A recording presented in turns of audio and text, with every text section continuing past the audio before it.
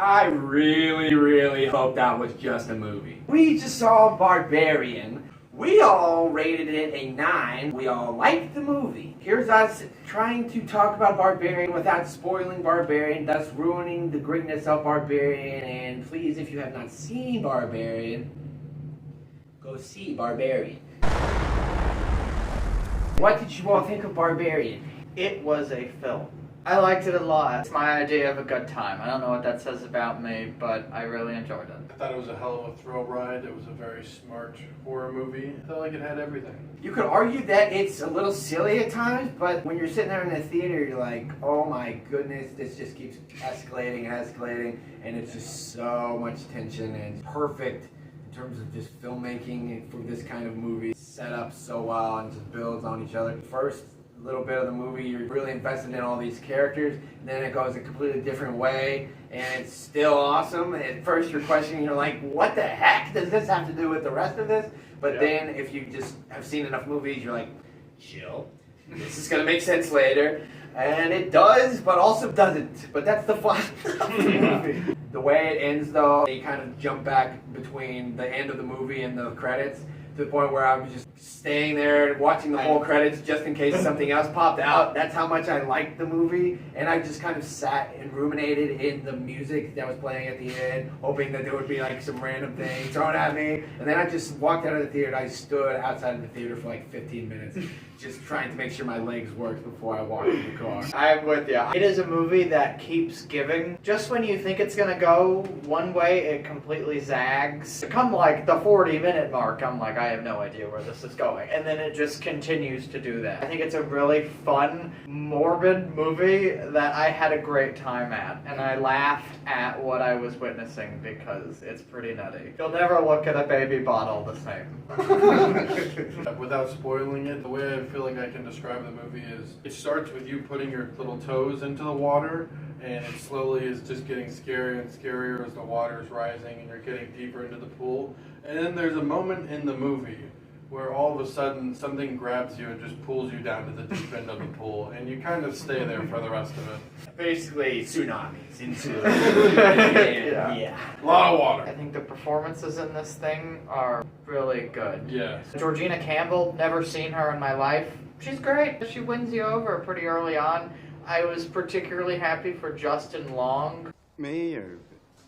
Whose role in all this I will not really reveal, but I just enjoyed it for him. I feel like I hadn't seen him in a while, and he's not only funny, but weirdly charming in a role that shouldn't be likable. I don't know. They do a good job with not immediately making him an unlikable person. You're questioning the rest of the stuff in the movie so much that by the time he shows up, you're like, is this really true? Is this the way this is actually going to go? Blah, blah, blah. And then it just keeps going, and you're like, oh, yeah, I don't like this guy, but he's very fun to watch. Yeah. But you give him the benefit of the doubt early on because you're giving people the benefit of the doubt the entire movie. And that's why his character works so well, because it does give you that mindset going into experiencing him, which really does give a pretty cool added message on the top of the hundreds of hidden messages you could find in this messed up movie, because you can basically turn it into whatever you want because the filmmaking is that good that you're just like, this movie means something. There's something behind this where this meant that or this meant that. It's nice to have a movie where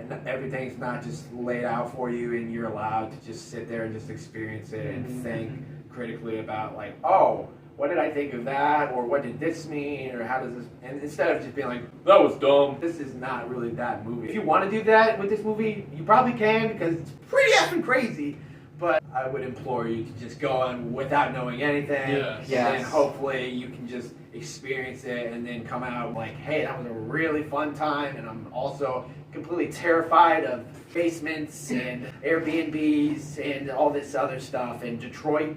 You know, just random things like that. This is one of the first movies in a while where I came out of it and I'm like, movies are really cool. I love movies.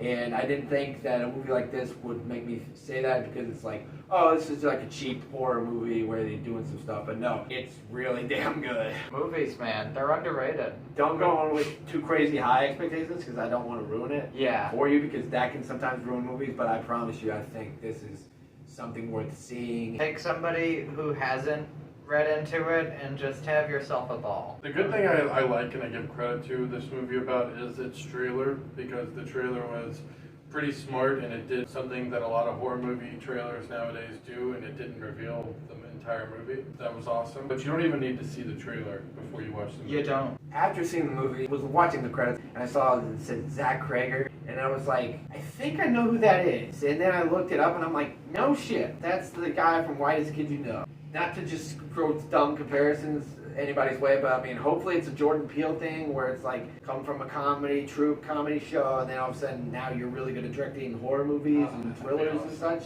That's, I think, a real possibility for him because this movie is awesome. I really hope to see more from this guy. Not only is it creative, but it's well made. The best time to see it is now while it's in theaters, because when it's at home, you're going to have the phone in your hand and you're going to be distracted. Like Christian was saying, if you know somebody who also hasn't seen it, that'll make it more fun, and then you can kind of watch them watching it while you're watching it all the time. Trust me, it's good. Go see it. I advocate anybody who hasn't to do that.